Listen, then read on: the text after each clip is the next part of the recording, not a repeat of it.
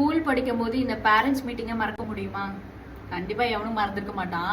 நம்ம school exam எழுதுறது, இந்த ரிசல்ட் வர்றது இதெல்லாம் ஓகே.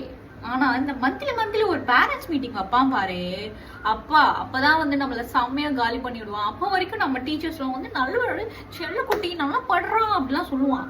அதுக்கப்புறம் வந்து அந்த பேரண்ட்ஸ் மீட்டிங்க்கு நம்ம பேரண்ட்ஸ் வரும்போது தான் தெரியும் அவங்களோட சுயரூபமே. என்ன சொல்லுவான், என்ன உங்க பிள்ளை படிக்கவே மாட்டேங்குது, வீட்டுல படிக்குதா இல்லையா, இங்க வந்து தூங்கி விழுகுது, அப்படி இப்படின்னு பயங்கரமா கம்ப்ளைண்ட் பண்ணுவாங்க. அது என் அப்பா அம்மா எல்லாம் வந்து பேரண்ட்ஸ் மீட்டிங் வருவாங்க. அவங்களாம் டைரக்டா பிரின்சிபல் தான் மீட் பண்ணுவாங்க. டீச்சர்ஸ் எல்லாம் யாரையும் மீட் பண்ண மாட்டாங்க. ஏன்னா நான் வந்து அவ்வளவு குறும்புத்தனம் பண்ணுவேன்.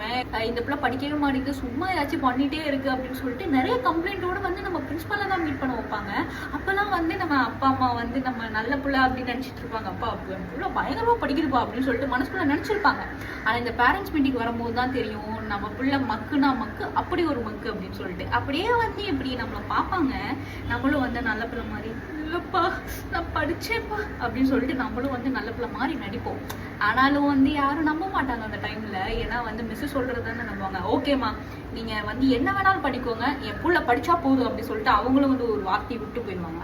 அதுக்கப்புறம் தான் இருக்குது வேட்டு நம்மளுக்கு. அடி வெளு தெரிஞ்சிருவாங்க. அதுக்கப்புறம் தான் வந்து நம்ம ஸ்கூலுக்கு போறதே இஷ்டம் இல்லாம இருக்கும். ஏன்னா வந்து நம்ம அப்பதான் நரகத்தை பார்த்துட்டு இருப்போம். டெய்லி அடி வாங்கினா நரகம் தானே நம்மளுக்கு. ஸோ யாரெல்லாம் இந்த பேரண்ட்ஸ் மீட்டிங்னாலே எனக்கு பயம்ப்பா அப்படின்னு சொல்றது, அவங்களாம் மறக்காம கமெண்ட் செக்ஷன்ல கமெண்ட்